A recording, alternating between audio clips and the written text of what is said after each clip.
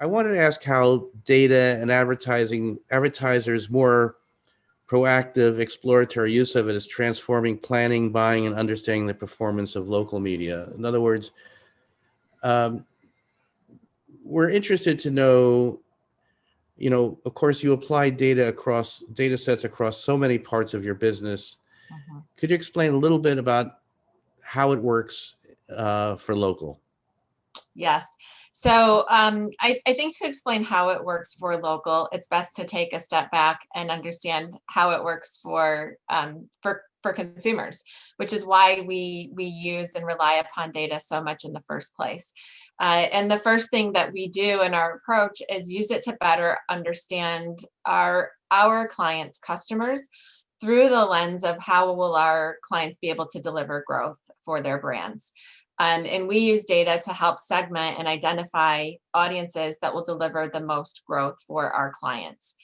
That then, once that work is done, that sets the stage for how we use data in local buying. We are able to identify individuals at the unique ID level. So we know who we are engaging with as individuals, not as proxies, not as cookies. Once we identify who those audiences are we need to be talking to, we make that direct link to who they are in media, and we find them in media on a one-to-one basis. And that applies also for local. So we use that data and those data sets to identify people in national media and in local media and make that direct link. So the data helps our local buys become much more informed and much more addressable, the way it does with other media as well. So I know that the data set is very vast and broad, but can you give us a sort of an idea of some of the data sources that go into this identity that you use? Yeah, so we at Carat are part of Dentsu, and Dentsu acquired Merkle several years ago. And with that acquisition came a data set called M1. And M1 is a combination of a number of different data sources that all tie back to a unique ID. And so that's the data set that we use for everything from planning to activation and measurement. And that it's a very broad data set. So a lot of changes during the pandemic, a lot of areas that are expanding. Tell us a little bit about the demands of advertisers during the COVID period, reaching the right people in the right markets. Different markets are, of course, affected in different ways, and products are needed in different places. But you know, give us an overview about how expectations have changed during COVID and how you're meeting that. Yeah, it's been a fascinating journey over the past several months.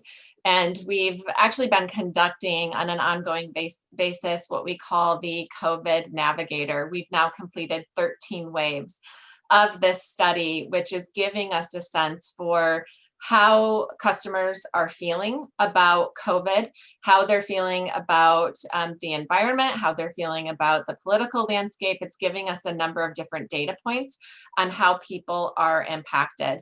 And what we are finding, we've seen a wave that people have gone through where in the beginning, it was just initial shock. And as we've continued through COVID, we're now moving to a phase that we call the new normal, where people have accepted this temporary different way of life. We can't do all the things that we used to do. However, there are new things that we are doing at home. And what we are finding, what that means for our clients and brands who are advertising to consumers, is that they need to shift as well. In the beginning, it was really about some basic needs that customers had. They wanted safety, which meant they wanted delivery. They didn't want to have to go into stores. They didn't want to have to go into retail. And those were big messages, was just knowing that they could get something delivered or knowing that the store was being cleaned.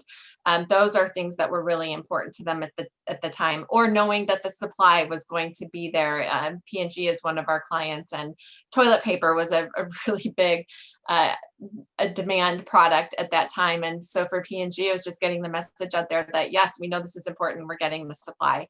So understanding what people needed at different points in time. And now we are in this new normal.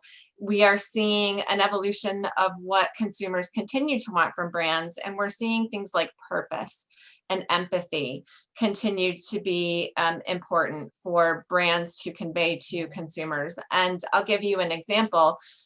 Customers want to know that brands are taking care of their employees. They want to know that they are doing what they can to provide safe environments. So there's still a need for brands to have a unique meaning in this COVID environment. And we're keeping a close watch on how consumers are evolving through COVID, because that's really the gauge for how our brands need to react to what's happening.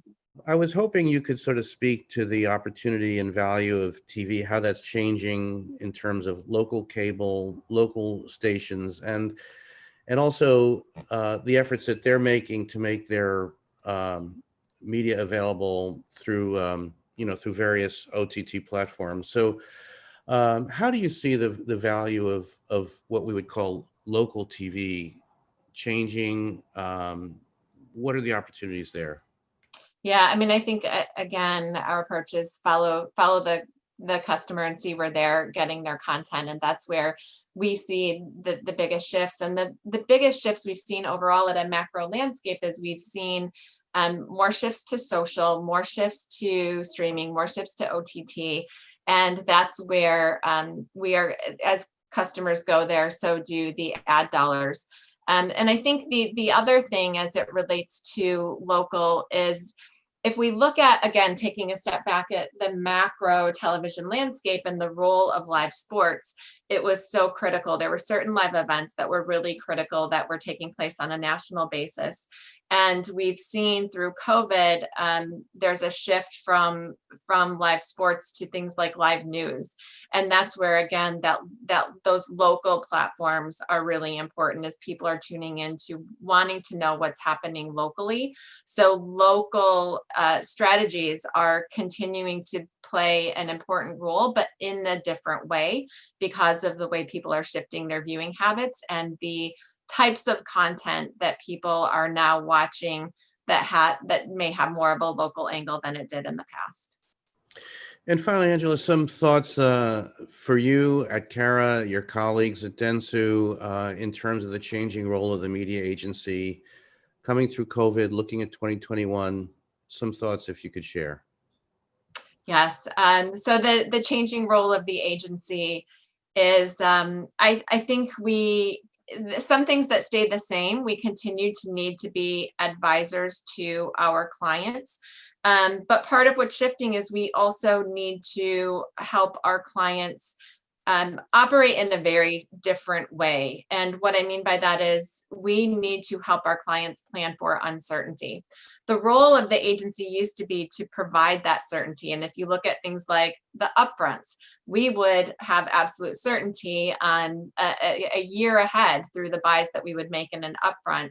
And now the marketplace is shifting dramatically. We don't know what television inventory is going to be out there. We don't know what consumer mindsets are going to be like, and we need absolute flexibility.